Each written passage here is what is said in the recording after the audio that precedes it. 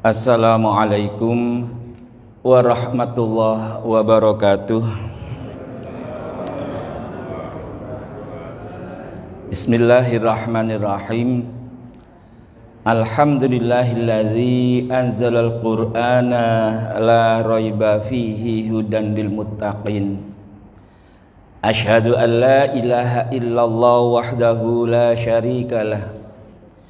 Alladzi arsala rasulahu rahmatan lil alamin wa asyhadu anna sayyidana wa nabiyyana Muhammadan abduhu wa rasuluh khatamul anbiya wa imamul mukhlasin.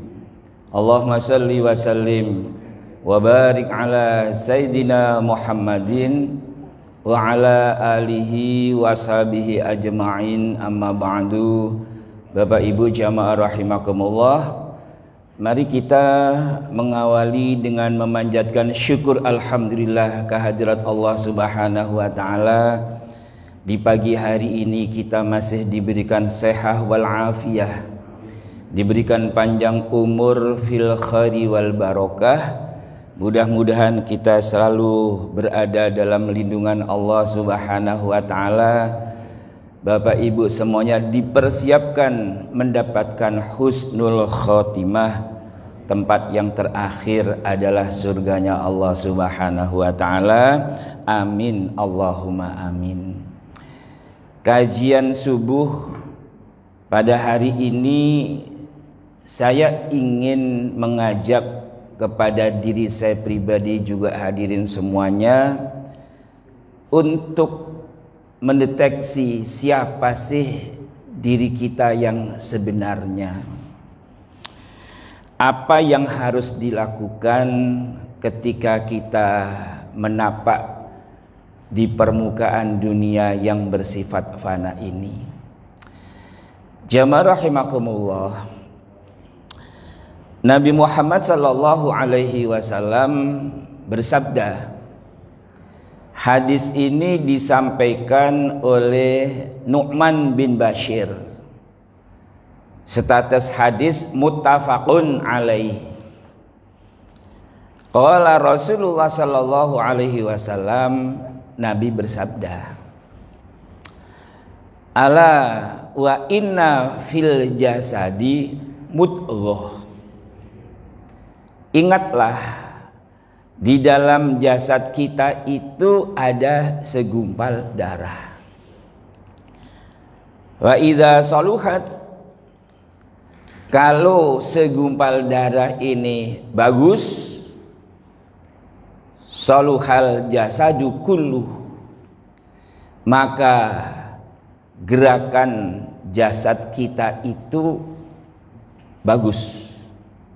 Fa idza fasadat, kalau segumpal darah itu rusak, fasadal jasadu kulluh, maka aktivitas jasad itu juga rusak. Ala, kata Nabi, ingatlah, wahyal qalbu, itulah yang namanya hati. Bapak-bapak, ibu-ibu rahimakumullah, hati ini kalau saya ibaratkan merupakan sebuah cermin. Cermin itu tentunya dimanfaatkan untuk melihat siapa diri kita. Maka hati ini ayo kita gunakan untuk mendeteksi siapa diri kita. Jamaah rahimakumullah, kalau umpamanya cermin ini bersih, maka kita akan bisa menangkap apapun yang tertangkap di dalam cermin itu. Sebaliknya, kalau cermin itu kotor, maka sinar pun tidak akan bisa mantul dari cermin tersebut. Oleh karena itu Allah Subhanahu wa taala berfirman di dalam surat An-Nur. Mungkin ini yang dijadikan nama surat An-Nur. Allahu nurus samawati wal ard. Allah itu cahaya langit dan bumi. Bapak-bapak jamaah rahimakumullah, kalau dibilang cahaya, tentunya akan memenuhi relung-relung atau ruang-ruang yang ada di seantero dunia ini. Maka karena itulah Allah disebut Nur sebagai penguasa alam semesta. Persoalannya, apakah cahaya Allah itu bisa sampai ke hati kita apa tidak? Kalau seandainya kita punya cermin, kita bercermin, sinar sekecil apapun kalau seandainya cermin itu cakep, maka sinar akan tertangkap. Tapi kalau seandainya cermin itu kotor, maka sinar secakep apapun tidak ada pantulan di cermin tersebut karena cerminnya kotor. Maka jamaah rahimakumullah, Allah berfirman, wa nafsi wa ma sawwaha, demi diri-diri manusia dan yang menyempurnakan. Artinya demi Allah yang menciptakan manusia dan Allah yang menyempurnakan struktur diri kita. Ketika Allah sudah menyatakan tentang eksistensi diri kita, fa'alhamaha, lalu Allah memasukkan ke dalam diri kita, ke dalam jiwa kita. Yang dimasukkan itu anehnya, bukan aneh sebetulnya. Ayo kita mencari tahu. Allah mengatakan fa'alhamaha fujuraha. Ini kebetulan saya disajikan sebuah gelas, ada airnya. Saya kasih contoh. Ini gelas kosong. Allah memasukkan fujur. Fujur itu artinya potensi yang ada di dalam hati kita mempunyai kecenderungan untuk melakukan kemaksiatan, melakukan perbuatan dosa, melakukan perbuatan mungkar maksiat. Itu fujur. Wa taqwaha, Allah memasukkan lagi ketaatan, ketakwaan. Persoalannya Bapak Ibu rahimakumullah, yuk kita amati. Ketika yang dimasukkan itu fujur terlebih dahulu, baru takwa. Kira-kira yang muncul terlebih dahulu ke permukaan itu fujur apa takwa? Ini saya kasih umpama gelas, dimasukkanlah. Udah, saya ambil gampang saja. Saya masukkan kopi. Kopi warnanya hitam. Kemudian saya masukkan gula pasir warnanya putih. Yang tampak di permukaan itu yang hitam apa yang putih? Yang hitam Pak ya? Saya masukkan lagi nih. Katanya yang hitam. Saya masukkan kopi 1 sendok. Saya masukkan lagi warna putih berupa gula pasir. Kalau dilongok, yang kelihatan yang hitam apa yang putih? Gimana? Yang hitam Pak ya? Yang hitam di atas apa yang bawah? Saya masukkan lagi kopi warna hitam kan? Saya masukkan, saya susul tuh gula warna putih, tertutup tuh kopinya karena gulanya di atas. Yang kelihatan ketika kita longok, kopinya apa gulanya? Kopinya ya? Ya gulanya lah, gulanya di atas kok. kan kopi kan? Terus saya susul dengan gula. Tentu gula atau kopinya tertutup oleh gula. maka yang kelihatan adalah gula. Kecuali kalau saya aduk tuh kopi sama gula, yang kelihatan hitam apa putih? Hitam. Ini gambarannya seperti itu. Allah itu memasukkan ke jiwa kita potensi fujur, potensi takwa. Semestinya yang muncul ke permukaan itu adalah ketakwaan. Namun kenyataannya yang muncul dalam keseharian, dalam kehidupan manusia adalah fujurnya.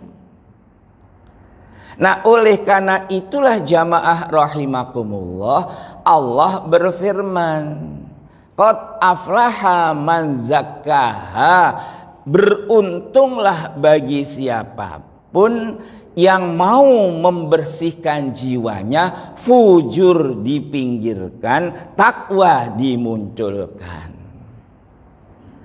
Jamaah rahimakumullah, takwa itu sebetulnya bukan hanya sekedar sholat, puasa, bukan itu. Semua jenis aturan, baik itu yang berlaku di dalam agama kita, agama Islam, ataupun aturan-aturan di lingkungan kita yang mengatur terciptanya kedamaian dan kemaslahatan, itulah ruh Islam. Saya beberapa hari Jumat yang lalu, saya awal Januari khutbah di sini. Saya mengkritisi ketika kita umat Islam mengantarkan jenazah ke pemakaman, jenazah diantar pakai mobil dari rumah ke pemakaman jauh, lalu orang Islam naik motor mengiringi, tidak pakai helm, jalan busway dimasuki, lampu merah diterjang, kan gitu, diterobos. Ini namanya fujur, bukan bentuk ketaatan. Allah nggak suka seperti ini. Maka karena itu bapak-bapak, ibu-ibu rahimakumullah, kata Allah, qad aflaha man zakkaha, untung siapapun yang mau membersihkan jiwanya. Wa qad khaba, khaba dengan khosira berbeda. Kata Allah, wa may yabtaghi ghairal islami dinan falayuqbala minhu wa huwa fil akhirati minal khosirin. Orang yang mencari agama selain Islam nanti rugi. Beda dengan khoba. Khosir artinya rugi, khoba juga rugi. Tapi yang disebut dengan khoba ini berbeda dengan khosir. Kalau khoba rugi tapi terhinakan. Waqad khoba man dassaha, sangat hina dan rugi bagi orang yang mempertahankan fujurnya, tidak mau membersihkan jiwanya. Oleh karena itu orang semacam ini di dunia dan di akhirat itu di hadapan Allah itu hina banget. Maka karena itu bapak-bapak, ibu rahimakumullah, ada beberapa hal yang harus kita lakukan bagaimana tata cara membersihkan jiwa kita. Yang pertama, ini menurut kajian para ulama tasawuf, kita harus bisa mensucikan diri dari najis dan dari hadas. Kenapa mereka itu mengatakan demikian? Kalau kita bisa bersuci dari najis, kita bersuci dari hadas, artinya orang ini orang yang bisa memenuhi kriteria keabsahan sholat. Berarti orang ini melaksanakan ibadah sholat. Sholat kita sukses apa tidak, bapak-bapak, ibu-ibu rahimakumullah? Itu tergantung daripada tata cara bersuci. Miftahu sholat, suksesnya sholat kita at-tahur. Bagaimana tata cara kita bersucinya sudah tepat atau belum. Saya kemarin memberikan sebuah kajian di Jakarta Barat. Saya sampaikan, ini maaf boleh jadi pernah saya sampaikan. Boleh jadi, saya hanya sekedar mengingatkan. Dan yang bertanggung jawab siapapun, termasuk pengurus masjid. Ketika saya mampir ke sebuah masjid untuk buang air kecil, saya sedikit bingung. Kenapa? Karena air untuk bersuci ada di bawah, keran ngucur, tapi ember di situ, gayung di situ. Tingginya mungkin sebesar bangku ini. Lah kalau seseorang pipis terus cebok situ, nyepret nggak kira-kira? Nyepret. Kalau nyepret, airnya bisa digunakan untuk bersuci apa tidak? Tidak. Kenapa? Karena airnya disebut air mutanajis, air yang kena najis. Najis tidak bisa digunakan untuk bersuci. Maka satu-satunya cara, saya cuci tuh gayung pakai keran. Lalu saya mengambil air kan langsung untuk digunakan untuk bersuci. Nah itu banyak banget. Di Ciputat begitu, di kota begitu, di Keramat Jati begitu. Jika saya khutbah Jumat, oh kok begini semua rata-rata. Lah kalau seperti itu kira-kira sholat kita itu sah apa tidak? Kalau membawa najis, syarat sahnya sholat suci pakaian, suci badan, suci tempat dari najis. Terus kita berhadas, harus wudu. Wudu di keran di situ pakai air keran. Begitu pas meninggalkan kamar kecil, mensucikan kaki dengan menggunakan air yang di ember itu. Najis enggak? Najis. Maka karena itu untuk mengawali mensucikan diri kita itu, pertama kali ayo kita pandai-pandai menjaga kesucian dari najis dan dari hadas. Dari hadas ada salah satu contoh. Ini saya baca majalah tahun 86 kalau tidak salah. Majalah Amanah.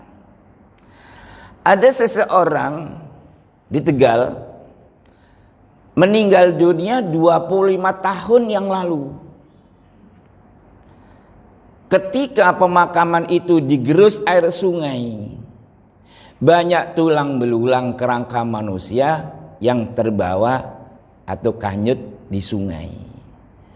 Keluarga Pak Ahmad Syafi'i berinisiatif untuk membongkar pemakaman sebelum terbawa air. Begitu pas digali, disiapkan kotak kecil karena hanya tulang belulang.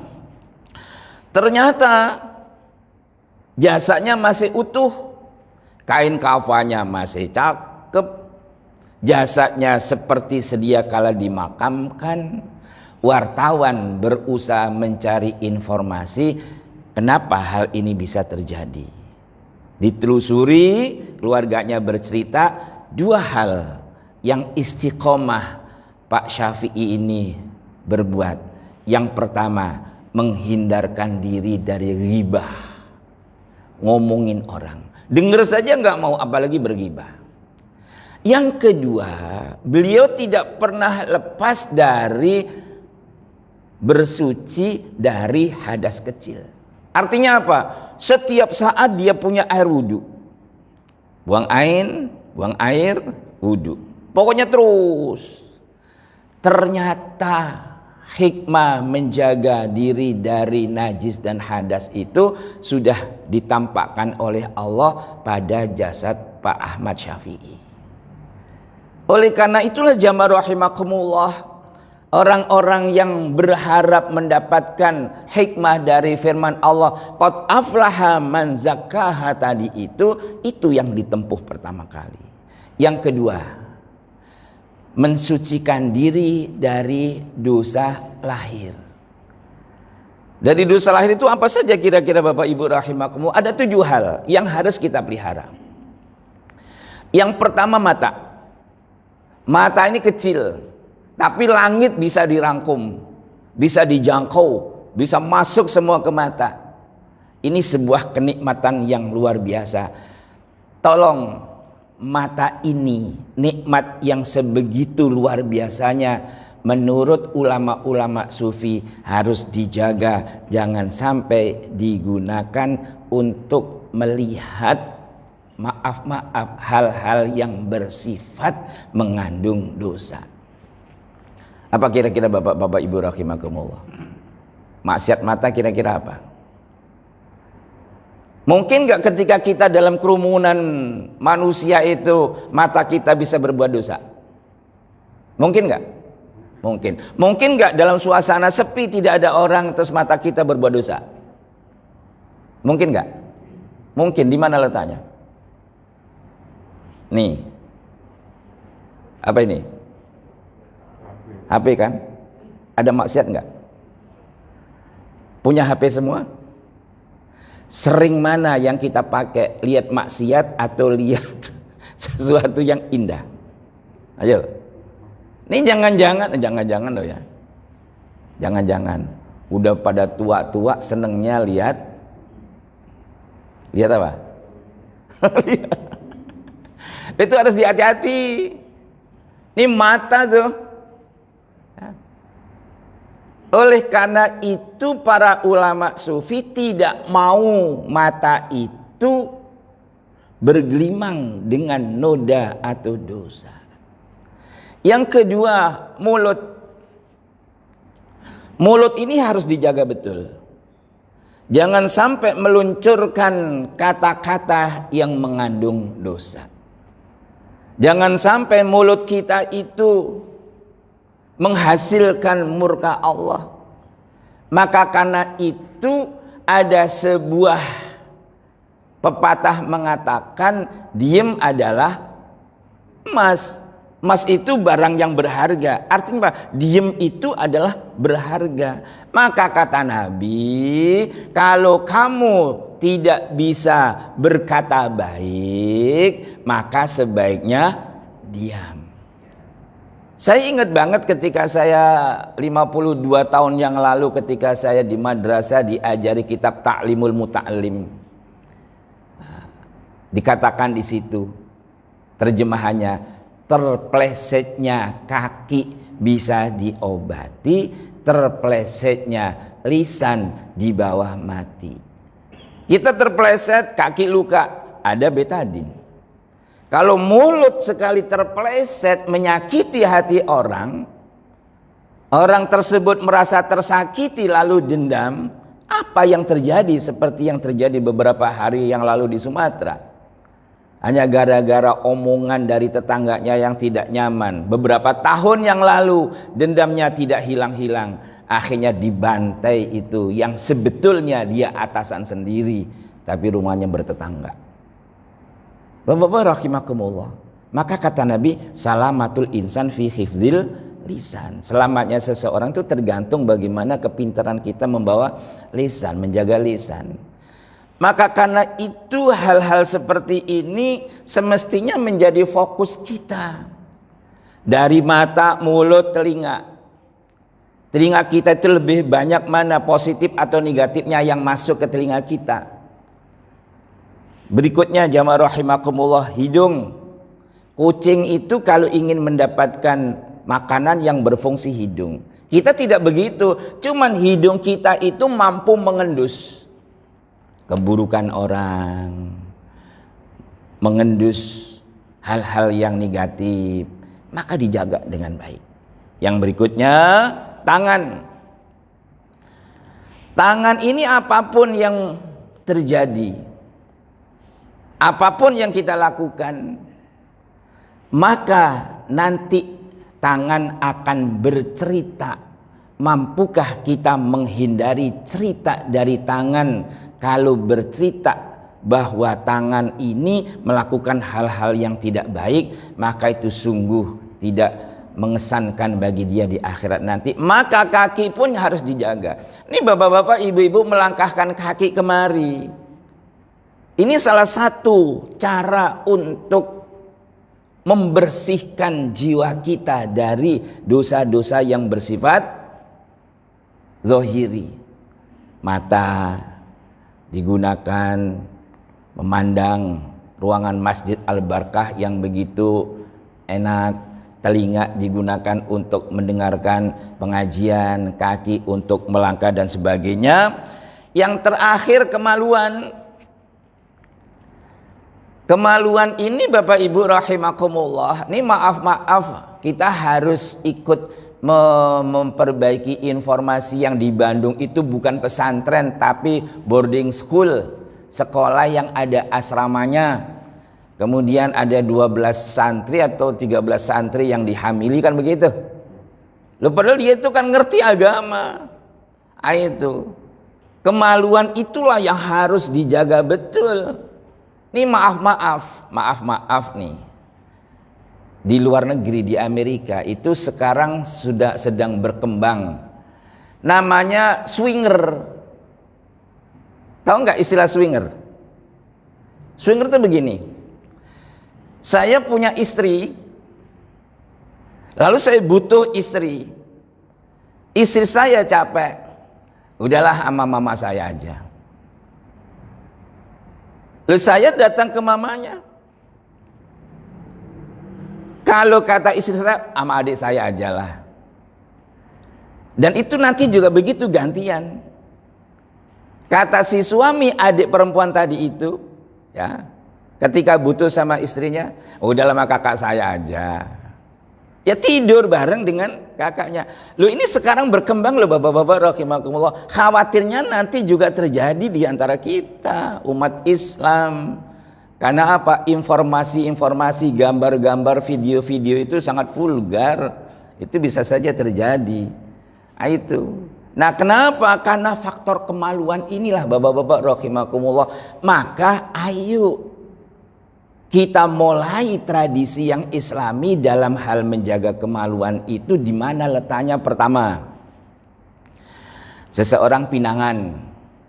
Ketika pinangan itu ada tukar cincin nggak bapak-bapak ibu-ibu? Ketika khidbah ada tukar cincin nggak? Ada ya? Itu dari Islam atau bukan? Bukan kan? Kita kerjakan atau tidak? Kalau pinangan yang diikat itu laki-laki apa perempuan? Perempuan, maka yang dikasih cincin adalah yang perempuan. Di mana letaknya kata Nabi ketika ada seorang wanita, tolong kawinilah aku. Sahabat bertanya, sahabat ada nggak yang mau menikahi wanita ini? Lama banget. Saya ya Rasul, udah berikan cincin emas untuk dia. Apa kata orang ini? Ya Rasul, jangankan cincin emas, cincin besi pun saya nggak punya. Terus apa yang kamu punya? Ya baju yang saya pakai. Nah, payahlah kalau baju kau kasih ke wanita itu. Apa yang kamu hafal dari Al-Quran? Saya hafal surat Al-Ikhlas ya Rasul, berikan. Artinya yang diikat itu si wanita. Masukkan cincin ke tangan wanita, jangan calon suaminya. Jangan yang meminang. Ini harus kreatif kita. Siapa yang memasukkan? Orang tua laki-laki yang perempuan atau saudara perempuannya masukkan. Kalau sudah terjadi pinangan, itu belum sah menjadi suami istri. Tapi nyatanya kalau sudah terjadi pinangan, seakan-akan sudah sah menjadi suami istri. Bebas banget tuh laki-laki beranjang sana ke rumah wanita, kemudian terus bermalam di situ atau sebaliknya. Pak, zaman sekarang udah nggak bisa begitu. Orang kemana-mana udah berduaan, udah gandengan tangan, pegangan apalah, kan begitu kan? Lah itu sudah dilakukan, diperparah lagi ya tambah parah. Nah itulah bapak-bapak rahimakumullah. Maka jangan aneh ini, maaf sekali. Saya beberapa kali tausiah di acara pernikahan. Saya cerita tentang masalah hamil di luar nikah. Ternyata pengantinnya sedang hamil di luar nikah, gitu kan. Saya sendiri dapat informasi, ya saya kaget. Saya tidak tahu informasi itu. Tapi begitu saya selesai ceramah, Pak Ustadz, cakep tuh. Kenapa? Tuh apaan? Perempuannya sedang hamil. Oh iya. Jadi hamil di luar nikah. Nah, berikutnya yang terakhir nih Bapak-bapak rahimakumullah. Mensucikan diri dari dosa rohani. Apa yang ditempuh oleh para ulama sufi itu? Yang pertama, takholli. Takholli itu berasal dari kata kholwa. Kholwa itu sepi. Artinya apa? Takhol itu kosongkan hati kita itu dari sifat tercela. Sifat tercela itu ada hasad, ada hikit. Kalau hasad itu iri hati. Iri hati beda dengan dengki. Kalau iri hati, seseorang itu ngiri terhadap nikmat yang diberikan oleh Allah kepada seseorang. Tapi kalau sudah dengki, sudah iri, berusaha bagaimana caranya nikmat seseorang itu hilang. Itu namanya hikit. Ada lagi namanya takabur. Ada lagi namanya kibir. Kibir dan takabur itu kata istilah sekarang itu 11-12. Itu maksudnya apa ya? 11-12 itu apa sih maksudnya Bapak Ibu? Oh sama aja. Kayaknya 11 sama 12. Mungkin begini kali ya. Udah beda tipis. Ya. Bapak Ibu rahimakumullah, kibir dengan takabur itu beda. Kalau takabur itu sifat sombong yang tampak dalam perbuatan. Sombong itu bukan jalannya yang begini, bukan. Sombong itu kalau dikasih masukan hal yang benar, dia menolak. Saya ini kan sarjana, saya kan ustadz, ngapain kamu ngasih nasihat ke saya? Ibaratnya seperti itu. Itu namanya takabur. Ya, takabur. Tapi kalau kibir, hanya dia yang tahu. Dalam hatinya begini, siapa orang sini yang paling hebat, yang paling rajin berjamaah, yang paling yang positif, yang paling hatinya yang ngomong. Itu namanya kibir. Dan itu akan merusak hati. Maka itu harus takholi, kosongkan. Ujub itu merasa apa namanya, kalau bahasa orang Betawi itu ajib, apa ya itu istilahnya itu, ajib banget, apa ya bahasa kita itu, kagum terhadap diri sendiri. Wah, alhamdulillah selama ini yang paling apa namanya tekun mengikuti kajian di Masjid Al-Barkah ini, wah saya bangga dengan diri saya. Itu namanya ujub. Sum'ah, ingin didengar orang, supaya orang itu tahu bahwa kita itu orang yang baik. Itu semua justru melunturkan kebersihan hati kita. Setelah kita mengosongkan sifat-sifat tercela, ayo kita melakukan tahalli. Tahalli itu berasal dari kata halla yahulu, mahal itu tempat. Tahalli memasukkan sifat ke dalam diri kita adalah sifat-sifat yang positif. Sifat yang positif itu apa kira-kira Bapak Ibu rahimakumullah? Banyak-banyaklah bersyukur. Ada nikmat sedikit, alhamdulillah. Ada orang dapat nikmat, alhamdulillah. Itu bersyukur. Yang kedua, ayo kita itu menanamkan dalam diri kita rasa mahabbah. Apa mahabbah itu? Rasa cinta kasih kepada siapapun, termasuk kepada lingkungan sekitar. Bukan main bapak-bapak ibu rahimakumullah, sekarang ini rasa mahabbah terhadap orang lain itu sudah luar biasa hilang dari permukaan. Buktinya apa? Kemarin kita lihat berita di daerah Maluku apa? 2 kampung yang berdampingan tawuran. Akhirnya berapa rumah saling dibakar, kan begitu? Mana rasa kasih sayang di antara mereka? Ada mobil sedang berjalan, nyerempet sedikit, diteriaki maling, akhirnya yang punya digebukin, mati si kakek-kakek, kan begitu kan? Di mana rasa kasih sayangnya kepada manusia? Jangankan manusia, kucing tuh, kira-kira bapak-bapak, ibu-ibu pernah nggak bohongin kucing supaya kucing keluar, pus, gini kan? Nah, terus bawa keluar, terus pintu ditutup, dosa nggak? Dosa nggak? Kucing tuh, pus, di tangan kita nggak ada apa-apanya tuh, digiring, kucing yang ngikut, kan begitu? Itu namanya menipu. Menipu kucing saja nggak boleh, apalagi menipu sesama manusia. Maka Islam itu mengajarkan sebuah kejujuran.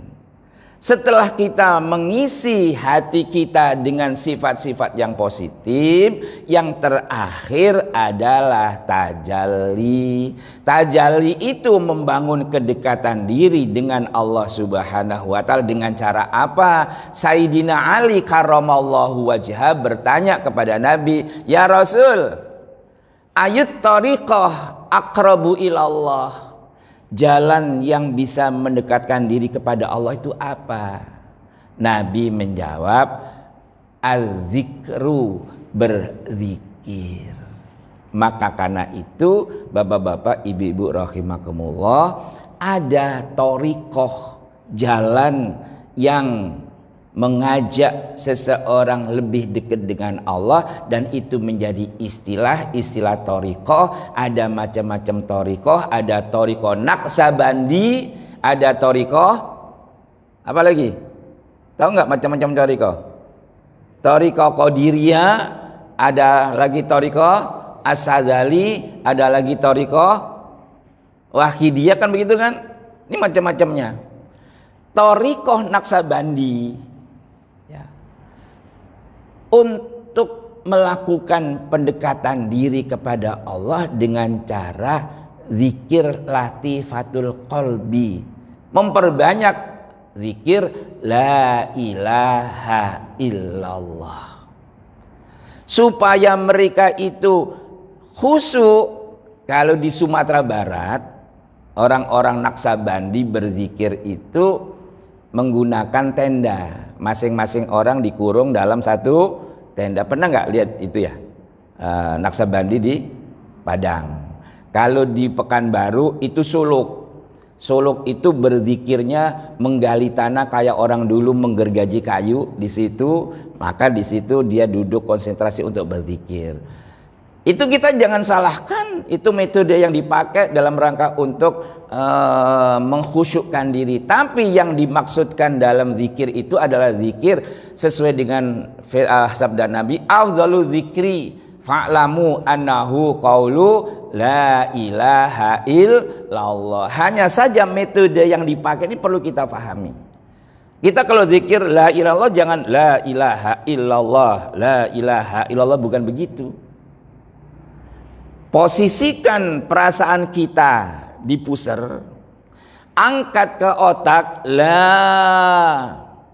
Dari otak luruskan ke lambung sebelah kanan, ilaha.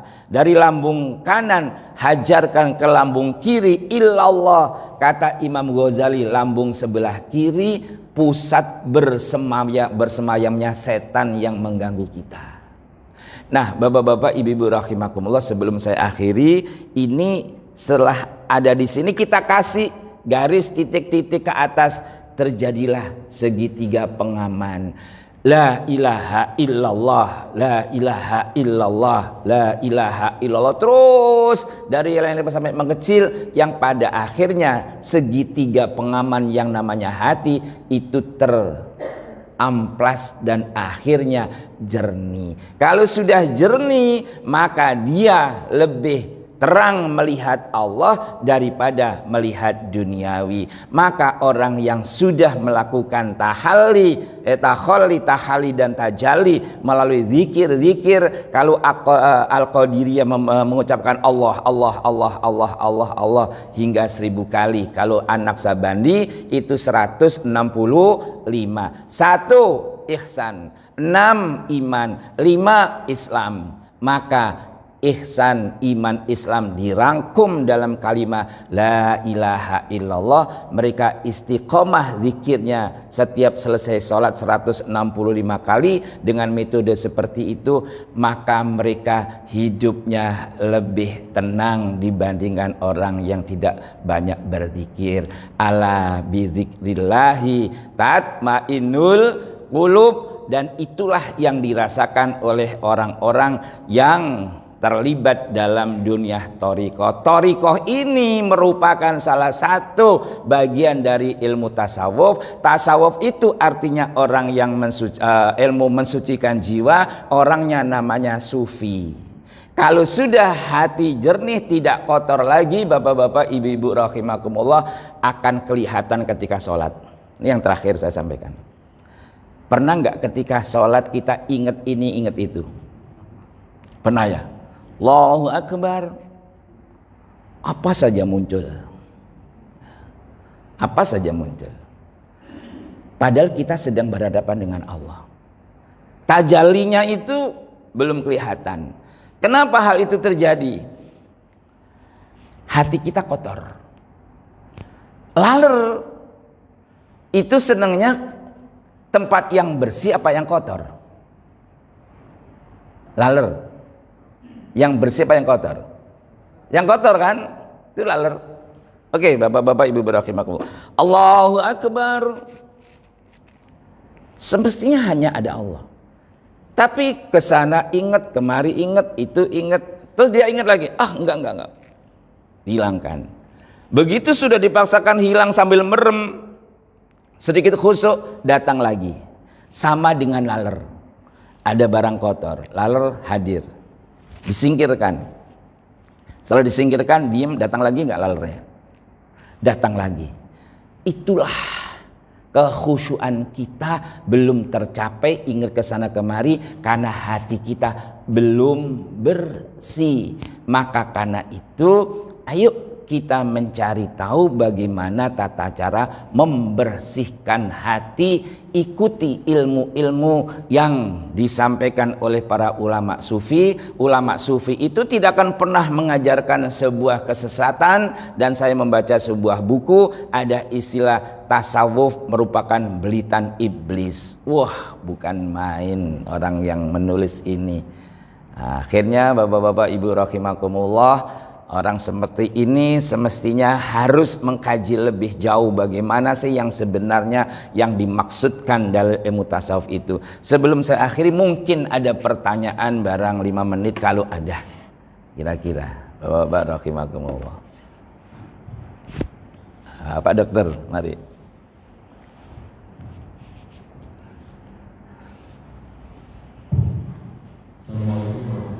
Waalaikumsalam warahmatullahi wabarakatuh.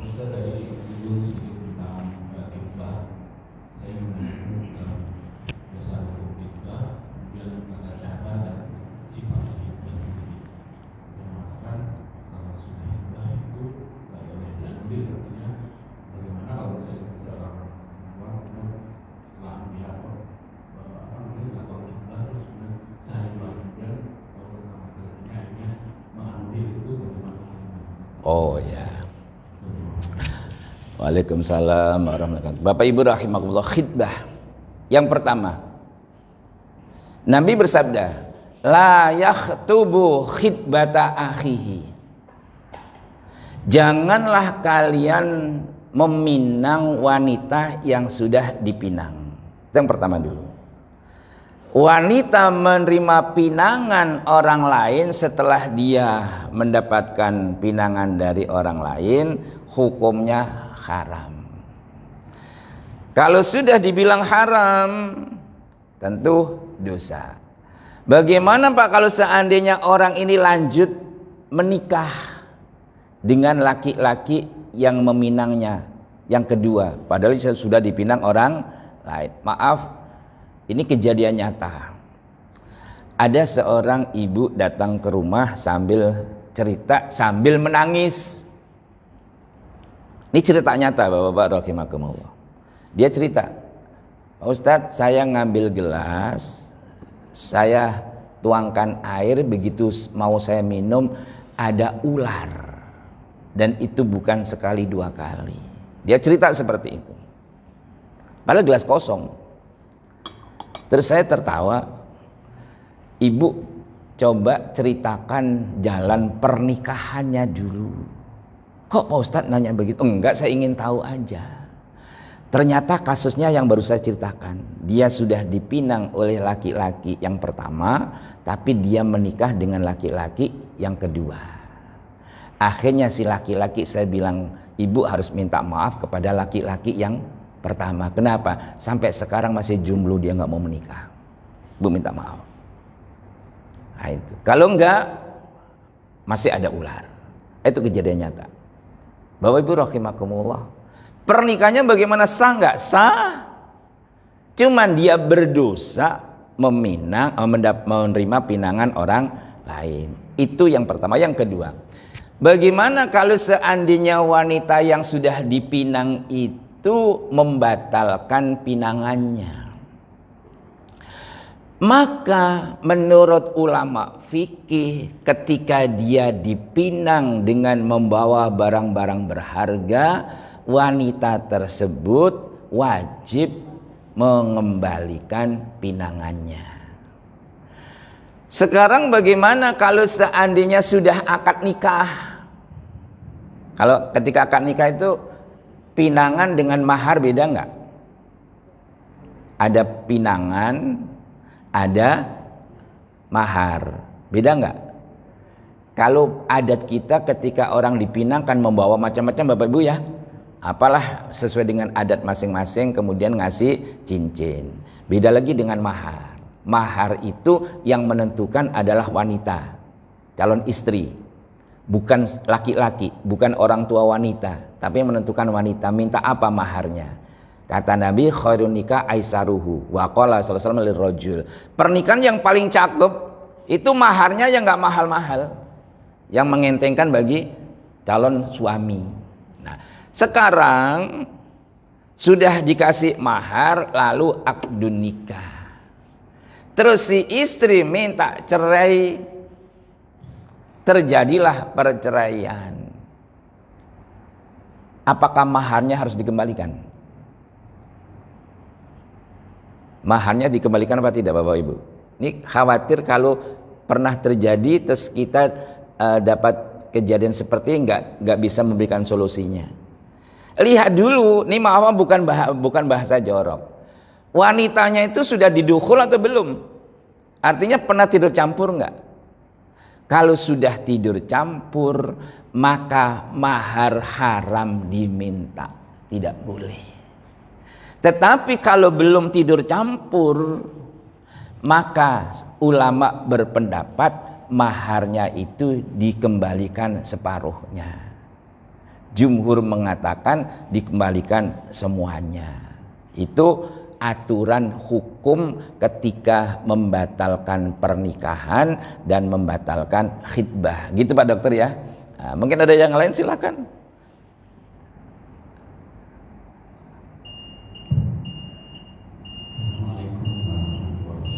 Waalaikumsalam warahmatullahi wabarakatuh.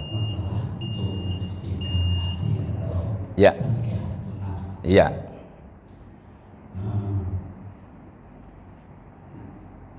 Terutama itu hibah. Ya. Tadi telah digambarkan sendiri oleh Ustaz bahwa hibah itu sulit sekali untuk dihilangkan. Ya. Tadi Ustaz menghindar, mungkin Ustaz menghindar dari hibah. Tapi tatkala Ustaz berceramah di tatkala ada pernikahan, Ya. ternyata hibah itu datang. Ya. Dari tetangga untuk ternyata si yang nikah itu sudah hamil duluan. Ya. Berarti Ustaz kan mendengarkan hibah. Ya. Riba ya, riba. Riba. Hibah. Ya.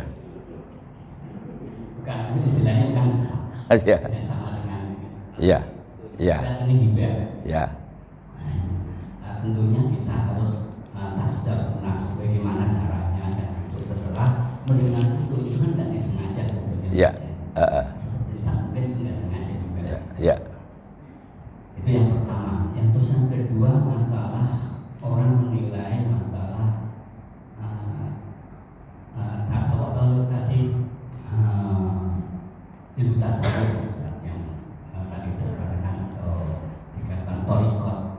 Banyak sebagian saudara kita mengatakan bahwa torikot itu sesat, Ya. bisikan dari setan. Ya. Memang saya pernah diajak untuk bertorikot. Ya.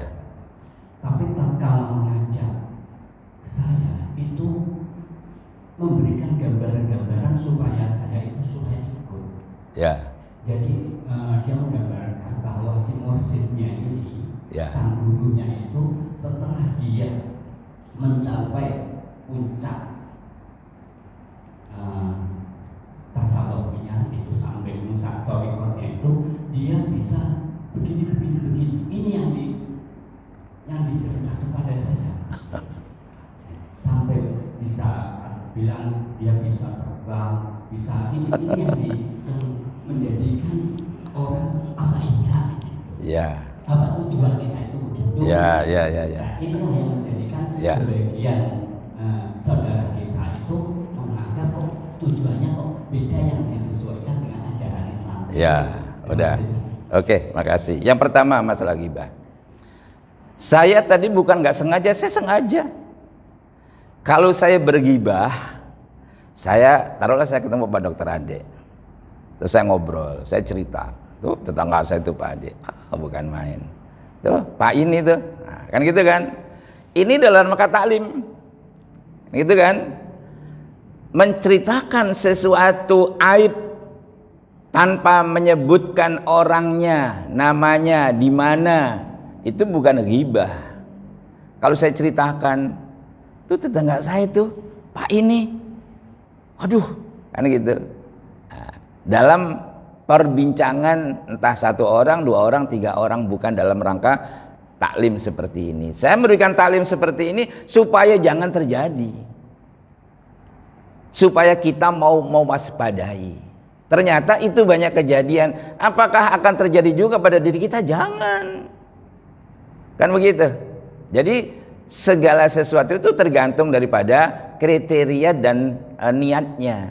Kalau saya menyebutkan namanya orangnya, kemudian nama laki-laki perempuannya seperti ini, dengan yang jelas itu namanya ghibah. Tapi kalau tidak menyebutkan namanya, diceritakan supaya jangan kita ikut-ikutan, ya memang itu seharusnya, kan begitu. Jadi saya bukan tidak sengaja, saya sengaja, dan itu bukan disebut ghibah, gitu sebagai contoh. Nah, yang kedua masalah tasawuf. Kalau ada orang bercerita mursyidnya setelah melakukan thariqah seperti ini, oh dia bisa terbang, bisa ini, bisa itu thariqah itu bukan ke sana, bukan. Yang menyampaikan itu yang salah. Mungkin mursyidnya tidak berkata demikian, cuman yang mengajak bapak aja lebay, ceritanya macam-macam, kan begitu ya. Dan nyatanya ini maaf Pak Kiai saya itu seorang sufi. Karena sudah hatinya terang, wallah alam, nih cerita nyata. Saya ke rumahnya itu tidak pernah ketok pintu, berdiri di depan pintu tertutup, tapi tahu kalau di depan ada tamu. Nah, itu kenapa? Allah yang menunjukkan. Dan itu bukan yang dicapai dalam tasawuf, tidak. Thariqah itu mengajak seseorang untuk lebih dekat dengan Allah, memperbanyak zikir. Innamal mu'minuna idza dzukirallahu wajilat qulubuhum. Dengan berzikir itulah hatinya terus bergetar karena merasa berhadapan dengan Allah. Bukan ayo kita thariqah nanti biar bisa terbang, nggak ada itu. Nggak ada. Ini maaf juga nih. Saya waktu 1 bulan yang lalu ke makamnya seorang ulama namanya Mbah Hamid di Pasuruan itu, jujur bapak saya yang cerita. Ketika beliau silaturahim ke sana, silaturahmi ke beliau, beliau tidak mau buka pintu. Jamaah sudah banyak banget di rumahnya itu. Ternyata begitu pas dibuka pintu, ditutup lagi sama beliau. Orang kan kaget semua termasuk bapak saya. Akhirnya begitu sudah lama terus dibuka, orang masuk. Kenapa Pak Kiai kok tadi ditutup? Orang yang bawa bungkusan coklat tadi masih di situ enggak? Sudah tidak ada Pak Kiai. Ternyata apa? Ya orang itu mau ngasih sesuatu ke saya, tapi itu dibeli dari uang haram. Itu dari mana beliau tahu? Itulah namanya hatinya sudah jernih, maka Allah memberikan sinar kepada orang itu untuk mampu menembus hati orang lain, termasuk Imam Ahmad bin Hambal. Bagaimana Imam Ahmad bin Hambal tahu di dalam hati kakaknya yang sedang jadi imam berlumuran darah. Akhirnya beliau membatalkan sholat berjamaah dengan kakaknya. Ditegur oleh kakaknya, "Adek, kok kamu tadi sholat berjamaah kok kamu meninggalkan? Bagaimana saya bisa sholat dengan abang? Orang hati abang berlumuran dengan darah." Kok tahu? Imam Ahmad bin Hambal. Apa kata abangnya? "Iya, aku sedang ngarang kitab Babul Haid. Ketika sholat aku ingat." Lah, di situ. Nah, oleh karena itu kalau ada thariqah yang macam-macam tujuannya, ya jangan disalahkan thariqahnya, disalahkan ceritanya. Mana thariqah yang menyimpang? Orang berzikir la ilaha illallah, apa menyimpang? Kata Nabi, afdhalu dzikri fa'lamu annahu qaulu la ilaha illallah. Ada zikir Allah, Allah, Allah, Allah, Allah, Allah, sampai mereka mengatakan isilah detik-detik nafasmu dengan lafal Allah, Allah, Allah, Allah agar kamu selamat dari tipu daya setan. Apakah salah? Maka karena itu thariqah artinya jalan, jalan yang ditempuh. Selama jalan yang ditempuh itu tidak keluar dari lafal yang dizikirkan itu dari Al-Quran Al-Hadis, itu nggak ada soal. Adapun cerita macam-macam nanti jadi ini jadi itu jangan dipercaya. Bukan tujuan daripada thariqah untuk bisa terbang gitu ya. Ibu rahimahumullah, kan gitu. Cukup? Nah, kalau nggak ada lagi kita tutup dengan baca doa. A'udzubillahi minasyaitonir rajim. Bismillahirrahmanirrahim. Alhamdulillahirabbil alamin hamdan na'imin hamdan syakirin hamdan yuwafi ni'amahu wa yukafi'u mazida. Ya Rabbana lakal hamdu kama yanbaghi li jami sultanik. Allahumma shalli ala sayyidina Muhammadin wa ala alihi alhamdulillahirabbil alamin. Ya hayyu ya qayyum bi rahmatika nastaghitsu. Allahumma rzuqna fahman nabiyyin wa hifdzal mursalin wa ilhamal malaikatil muqarrabin wa akrimna bi nuril ilmi waftah alaina wa barahmatika wa zakina manasina ya dzal jalil ikram. Ya Allahumma atina fid dunya hasanah wa fil akhirati hasanah wa qina adzabannar wa adkhilnal jannata mal abrar ya aziz ya ghafar ya rabbal alamin. Wa sallallahu ala sayyidina Muhammadin wa ala alihi wasallam. Alhamdulillahi rabbil alamin. Kita tutup bersama dengan membaca subhanakallahumma rabbana hamdika asyhadu an la ilaha illa anta astaghfiruka wa atubu ilaik. Kurang lebihnya mohon maaf. Assalamualaikum warahmatullahi wabarakatuh.